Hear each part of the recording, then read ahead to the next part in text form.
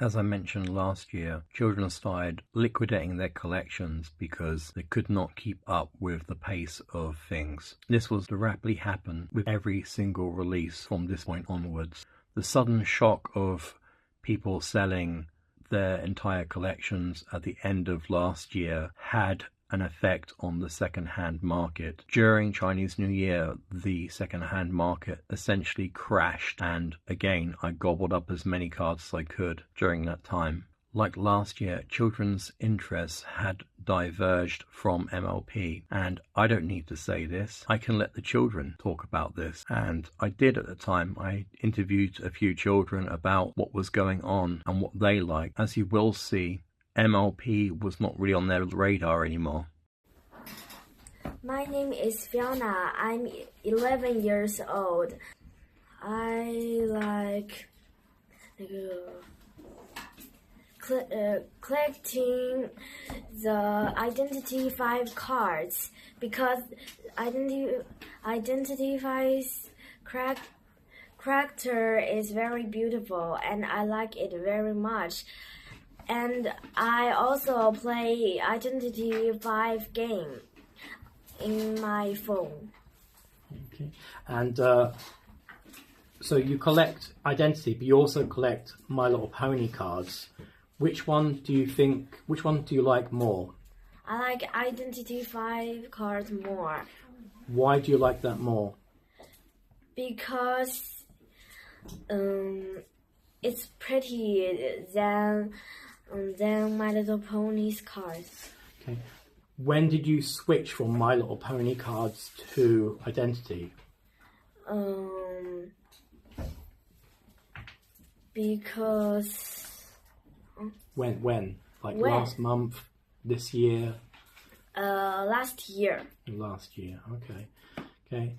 And when you had the My Little Pony cards, which ones did you like? Did you like the 2-yuan box, the 5-yuan box, or the 10-yuan box? I like the 10-yuan box. Why was that? Because 10-yuan box cards is beauty than the other box. Hi, I'm Fan.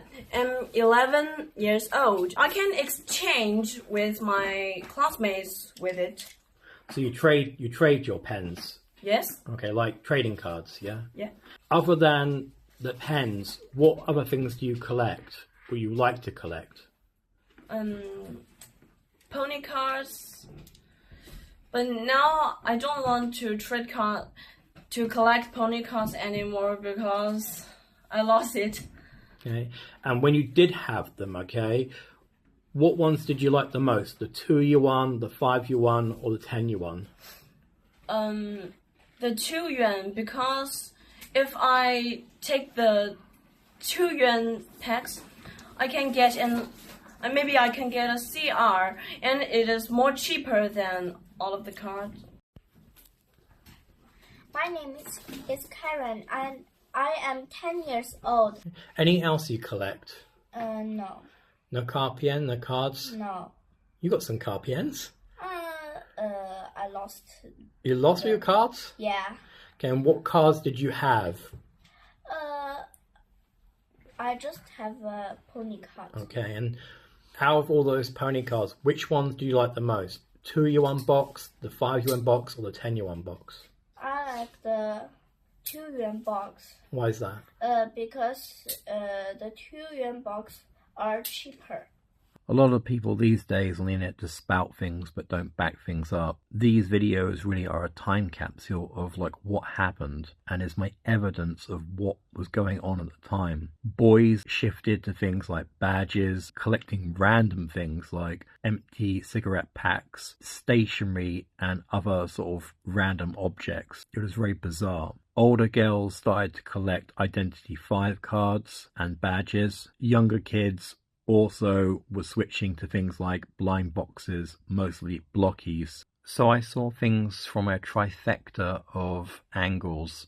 One, from the perspective of children, because I was teaching at least over 100 students every year. Second would be from traders and dealers in the cards, local shopkeepers. Third would be adults who also did some collecting on the side, or the random supporting parent, because most parents were actually against card collecting, but you did get the odd parent who was really into it as well as their kid. So before I get on with the year and blow by blow what happened, I can only describe it as like watching something like The Highlander, where Caillou pretty much like decapitates most of its like rivals, and the ones that it doesn't decapitate, it certainly lops a limb off when they scurry away. So the first big release of the year was the Chinese New Year box set, or an exclusive box set. I was actually in Beijing at the time and managed to snag a box. In recent years, there's always been a tradition with Caillou where they will release New Year PR cards or promotional cards. And normally it's done through a viral campaign and sharing the advertisement of the campaign, which I did, and it was for the 2025 Pinkie Pie Chinese New Year card.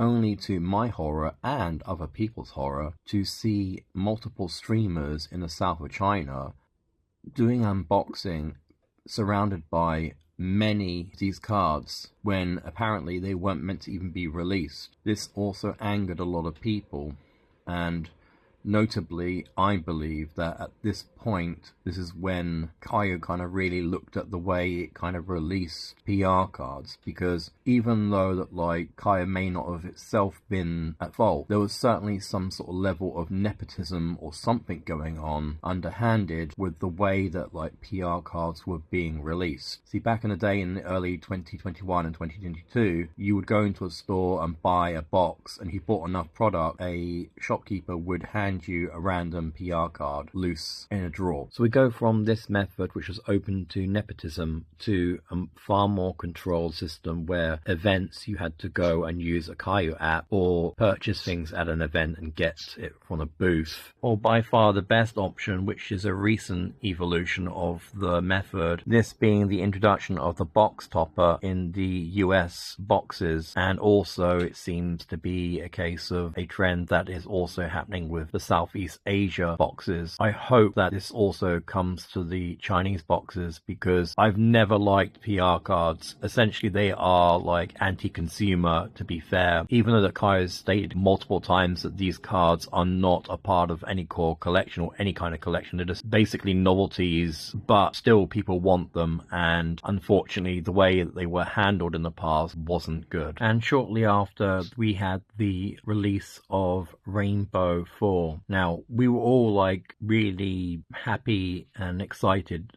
for that release, but as soon as we actually got to open the box, we realized essentially just a clone of the third Rainbow box. The kids who were really excited about the introduction of the XR cards and the USR cards in Rainbow 3 took one whiff of Rainbow 4 and didn't like it. I think that was also one of the major blows when it came to the younger collectors, because they were looking for something similar to the XR cards in Rainbow 3. So 24 days later, Moon 7 drops, and really it's kind of a mixed bag. You have beautiful SGR cards with Hanfu designs. You have nice SC cards, a kind of variation of the last UR cards, but three things rubbed a lot of Chinese collectors the wrong way. One was the conversion of the PTR card into HR form. When you put the comic book slides into a hologram form, it doesn't really work. People were very entrenched with the way that LSRs had always been done, so to throw that completely out with a new version, people didn't really like it. But the worst thing that people didn't like was the new SSR cards. The CCG is really a box of art, and to produce something like where you just mass repeat the same art over and over again was not liked. On top of that, because they were pushing out so much product at the time, you could clearly see that there was some quality drop and issues. The most notable would be the Lunar poker cards. You would find after opening multiple boxes, many different versions of the same card, but the colorization was completely out of whack on each card. Then just over 20 days later, Photo Fun 4 is released. The difference between 3 and 4 is that 4 at least had a new change which made the actual purchase of a box worth more of a while, being that it actually had unique SSR cards which were not present anywhere else. So I'm going to kind of combine a few things which happened from April kind of together and then finish off this half of the video, as there's so much to talk about what happened in this year. So we'll start off with what happened at the beginning of April. You had the launch of the TCG. The TCG was launched at a pop-up store in Shanghai. About a week or so later, then there was the launch of the flagship store in Shanghai. Now I went to that and I bought the exclusive Shanghai folder and then went off to the pop-up to be one of the first foreigners to play before actually heading off to the flagship store. For at least a week or so, I saw the introduction of a G5 product. Essentially, it was one card which had a frame, and these are like the old style K frames, these museum pieces, not what's known now as the K frames, which are plastic frames. Anyway, it was publicized on various social network sites, especially on Red Note, and the reception from the Chinese was meh, don't want, not interested. And Caillou really tried to push it, but just no one was interested. And when it came to the actual launch of the flagship store, they also tried to find ways to bundle it in, but again, people just weren't interested in it. G5 in China is a non-starter. I don't have a horse in this race because I've only just started watching G4, and to be fair, I grew up during G1. So to be fair, I'm just pointing out what I observed going on at the time. Because I was the only foreigner attending the grand opening of the flagship store and the opening of the TCG, obviously I attracted the attention of Caillou and its upper management, especially the international reps. So to play a game, what you had to do was you had to pay a small fee and you had to apply using your Chinese ID card.